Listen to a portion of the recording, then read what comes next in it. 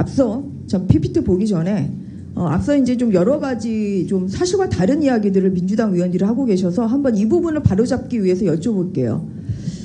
이 지금 이루어지고 있는 이 김용 부원장에 대한 수사가 정치보복 수사다. 또 야당 탄압이다. 그리고 지금 이루어지는 압수수색이 정치적 의도가 있는 압수수색이다. 지금 이렇게 얘기를 했거든요. 이 부분에 대해서 뭐 이야기하실 부분이 있습니까? 토건 비리 과정에서 뒷돈이 건네졌다면 그건 중대범죄 아닙니까? 그거를 밝히기 위해서 법원에 영장을 발부받아서 압수수색을 한 것이고요. 그리고 게다가 그 사안에 대해서 구속영장까지 발부된 것이니까 지금은 정치보복이란 말을 할 단계는 이미 지난 것 아닌가 생각합니다. 네. 그리고 앞서 이제 압수수색과 관련해 한 이제 민주당 의원의 질의가 있었는데 지금 이제 압수수색이 착수가 됐어요. 그러니까 착수가 됐다는 것은 영장 제시나 뭐 어떤 그런 절차를 거쳐서 지금 적법하게 이루어지고 있다 이렇게 좀 볼 수 있는 거 아닌가 싶습니다. 제가 상황은 파악 안 해봤습니다만 검사들이 이렇게 중요한 사안에서 절차를 지키지 않지는 절차를 안 지키는 경우는 거의 없습니다. 그리고 이제 앞서 또 이 대장동 특검 오늘 그 민주당이나 이재명 당대표가 얘기하는 그 대장동 특검에 대한 그런 질의들이 있었는데요. 이 대장동 특검에 대한 의견이 좀 어떤지 밝혀주시겠습니까?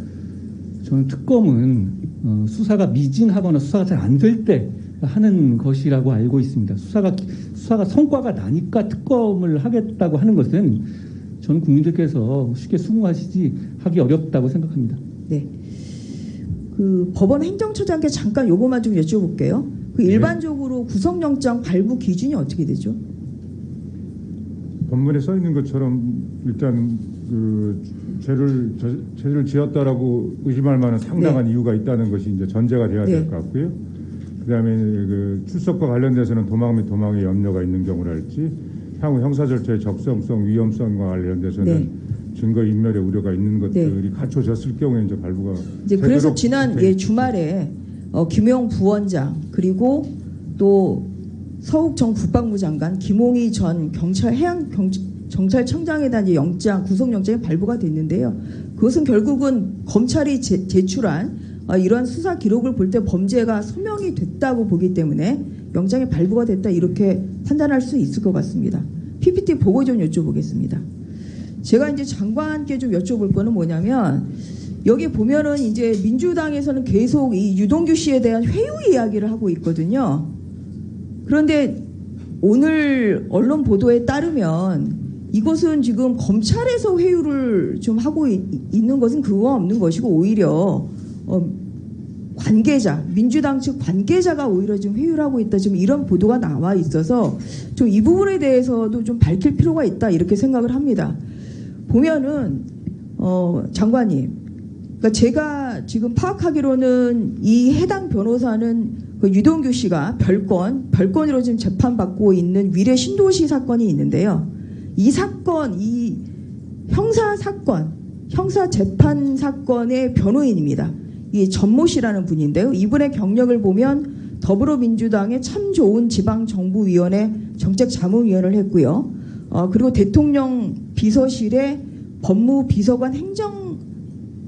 법무비서관실의 행정관을 이제 지낸 사람입니다. 지금 이 사람이 이 변호사가 그 유동규 씨에 대해서 위례 신도시 사건에 대한 이제 그 변호인 선임계를 법원에 제출한 거죠.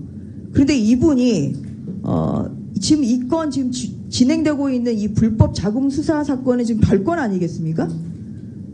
그럼 별건인 경우는 결국은 그 사건에 대해서 별도의 선임계를 제출을 해야 수사에 입회를 할 수가 있는 거죠.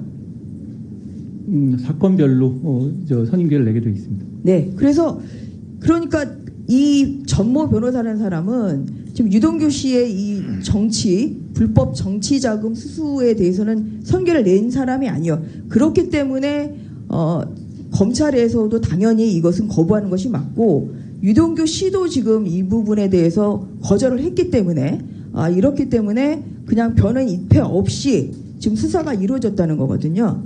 그래서 이제 이 부분에 있어서 민주당에서 자꾸만 회유라고 하는데 오히려 회유를 하려고 하는 것은 오히려 이 반대측 오히려 피의자 측이라는 생각이 들고 그리고 보면은 또 유동규 씨가 법원에 대해서는 지난 10월 24일에 신변 보호 요청을 해서 지금 받아들여졌습니다. 그런데 지금 우려되는 것은 이제 수사에서도 이러한 회유를 당할 위험이 오히려 이 피의자 측으로부터 회유 당할 위험이 있기 때문에 여기에 대해서는 어떤 그 법무부의 어떠한 그런 신변 보호나 어떤 그런 제도적 장치가 있습니까?